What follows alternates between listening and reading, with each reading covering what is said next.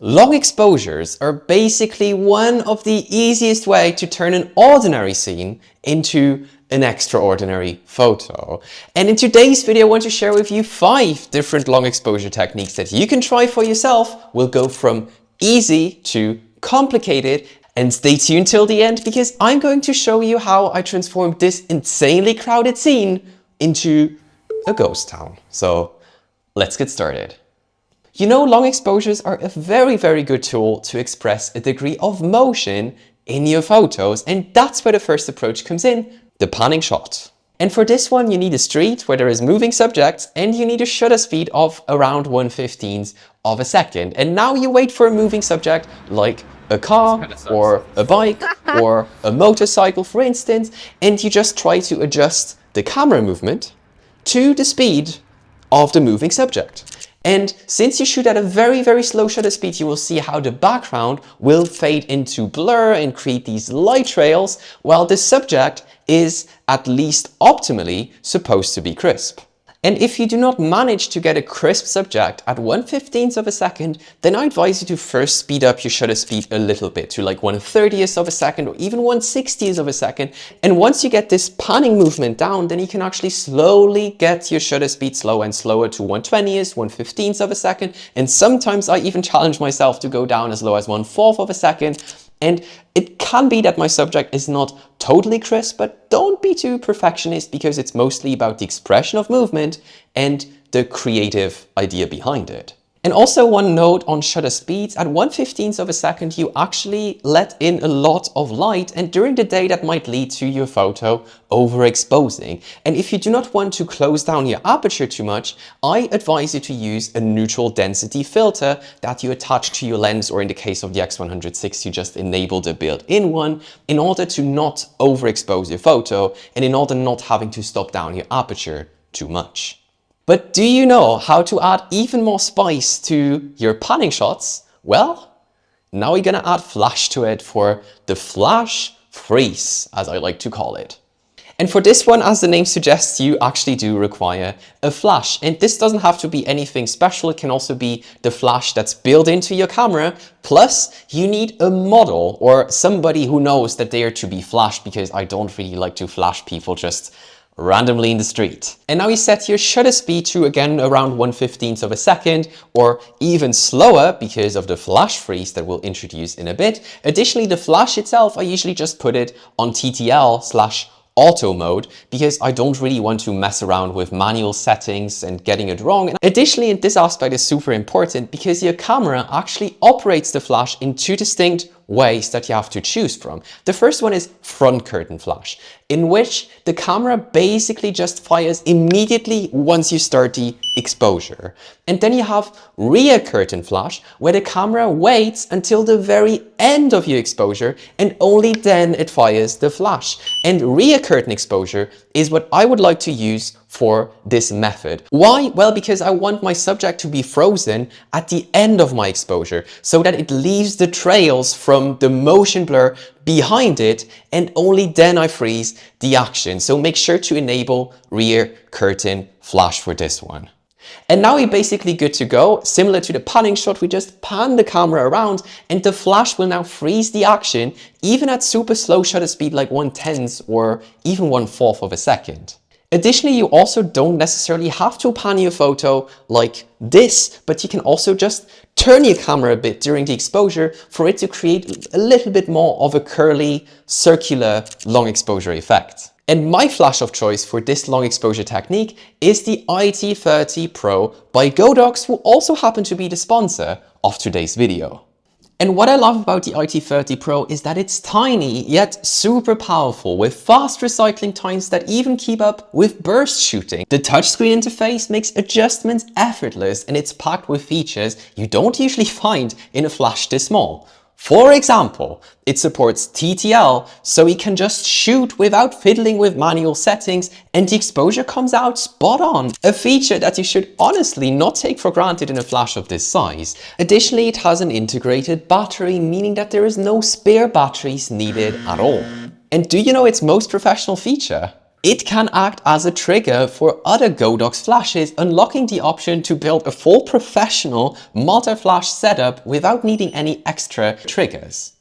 And to top it off, it also has a built-in diffuser so that you can soften your direct flash without having to carry around additional accessories like diffusers that you would otherwise have to put on your flash gun. And overall, I have used plenty small flashes before, but this is, quite frankly, the best flash that I have ever used, and it matches perfectly with my Fujifilm X106 or my X-T30. So big thanks to Godox for having me play around with it and sponsoring today's episode. But now let's get back to the video. And so far we've always been moving the camera in one way, shape or form. But for the next long exposure techniques, we need to keep the camera as steady as possible.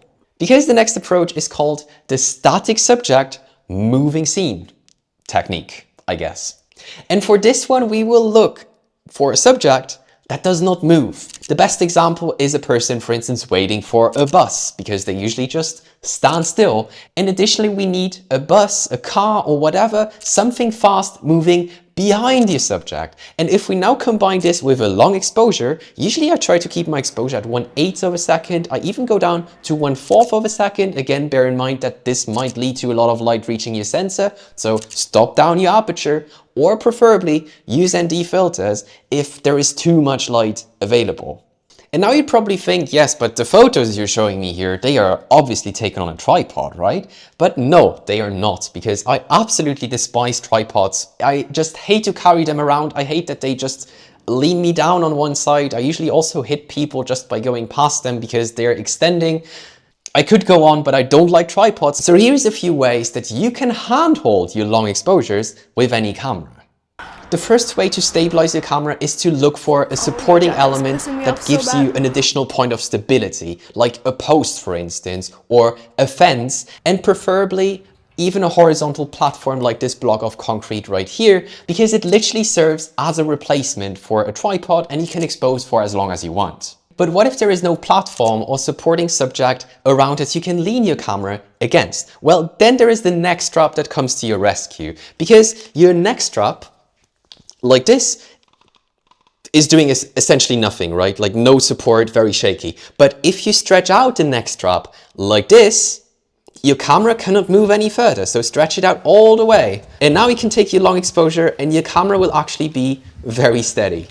The next way to extend your long exposures is to shoot on wide angle lenses, like on 28 or 35mm equivalents, or wider, of course. Because if you shoot on telephoto lenses or tighter lenses like 50mm or beyond, you effectively magnify the scene. And the more you magnify the scene, the more you will actually see the camera shake. And if you shoot on wide angle lenses, you magnify the scene less, so the shake is also much less visible, and your camera setup will be much more forgiving to you slightly moving the camera while taking the photo. The next one is to shoot burst, because if you shoot burst, it's likely that a few of your exposures will be slightly blurry, especially at like 1/8 or 1/4 of a second. But it's also very likely that there is going to be at least 1 or 2 photos that will be tack sharp. So shoot burst in order to magnify the likelihood that you have a crisp photo.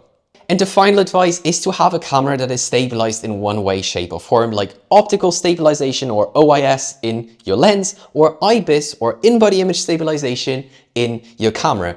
Because if you combine all the previous advice with camera stabilization, it actually gives you a super powerful, very steady platform that even allows you to expose for 1 second in the case of my X106, for instance. And by the way, since all of these methods we talk about in today's video are a bit confusing because there's so much to remember composition-wise, but also settings-wise, that I decided to compile a cheat sheet for you that you can download free of charge from the video description down below.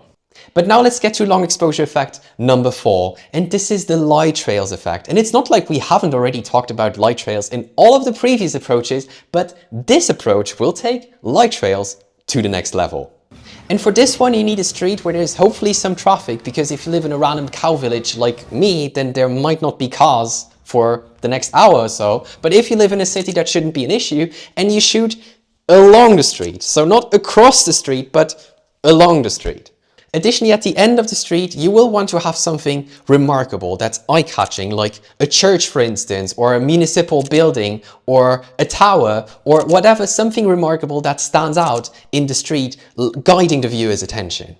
And now you will see how these cars that rush past you will create these light trails. And these light trails are not the end result, but they are a means to an end, which is to provide a leading line toward this main eye-catching subject at the end of the road.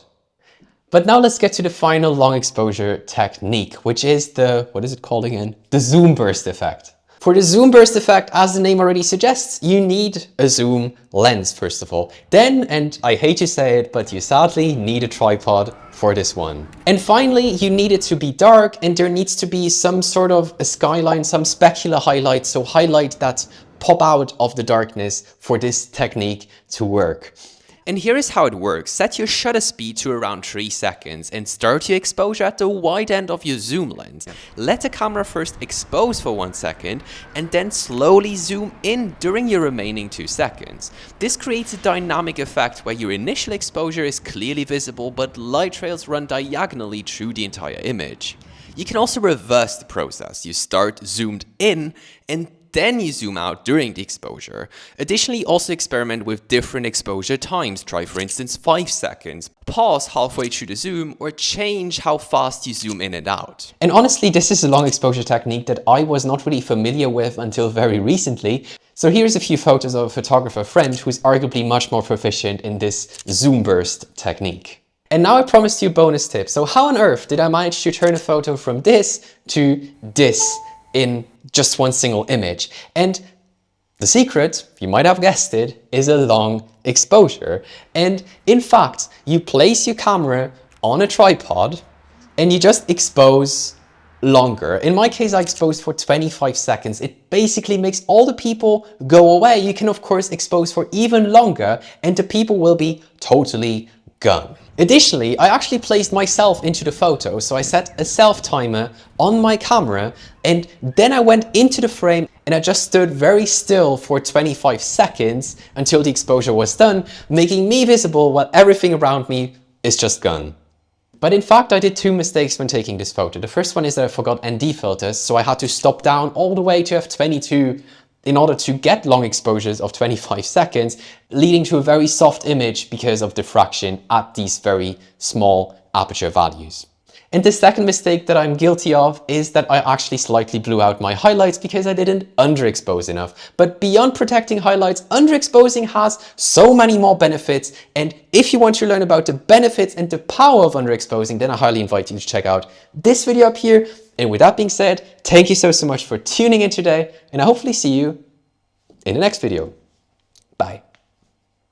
Good enough.